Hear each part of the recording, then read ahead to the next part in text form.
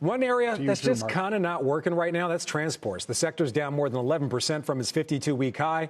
But today, Bernstein raises their price targets on UPS and FedEx. Jim Cramer mentioned this note in his Investment Club letter this morning. He also said that UPS is one of the club's top picks. Brenda, you own UPS.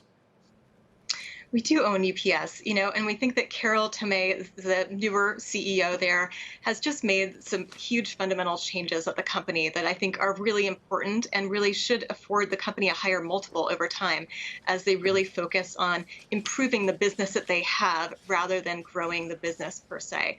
So the company is about 45% through the contract renewals that they have, which should be ongoing for the next couple of years, but they're likely to get a lot better pricing from those contracts and also continue to focus on improving profitability. So I think those will all be really important catalysts to the stock. So I agree with Cramer that this is a well-positioned company here. Jim, over to you. Bernstein has a 28% upside for UPS, a 41% upside for FedEx. Are you kind of going along with their thesis that there's a lot more room to grow for these e-commerce players even after the holiday season?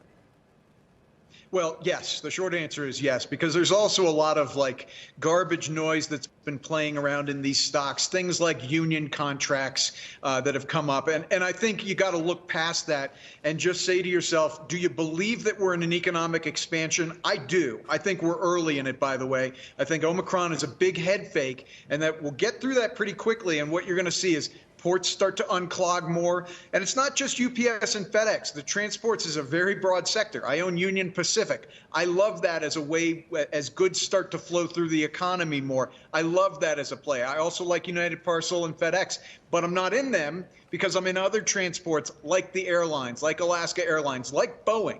And all of these names that I'm talking about have had, to varying degrees, a rough past few months. And again, as I think we work our way through Omicron, which is my base case scenario, I think you're going to see these things grow nicely with the economy. So those returns that Bernstein is talking about, I'm with them. I see bigger returns in Boeing, Alaska Airlines, and Union Pacific.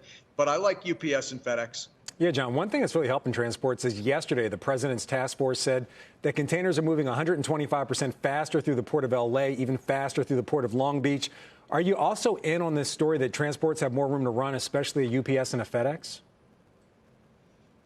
I am, Frank, and to a large extent because of the demand that Jim mentions, and also because even though the cost of fuel, whether it's fuel oil for some of those ships and diesel, or whether it's diesel for the trucks and or Jet A for the flights that they have to move a lot of these goods with.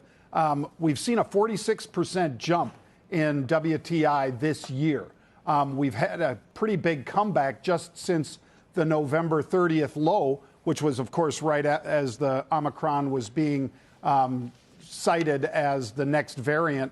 And there was a pullback in crude oil, pretty dramatic pullback. We've now come back 13% from there. So I say that with the big jump in those prices to say that that's a negative, but I believe they'll be able to pass that on, Frank. That's what we've seen so far is these businesses have been able to pass that on to the extent that Jim's Alaska Air or any of the container ships and or regular transports like UPS and FedEx, to the extent they can pass that higher fuel cost on, I think it's game on for these stocks.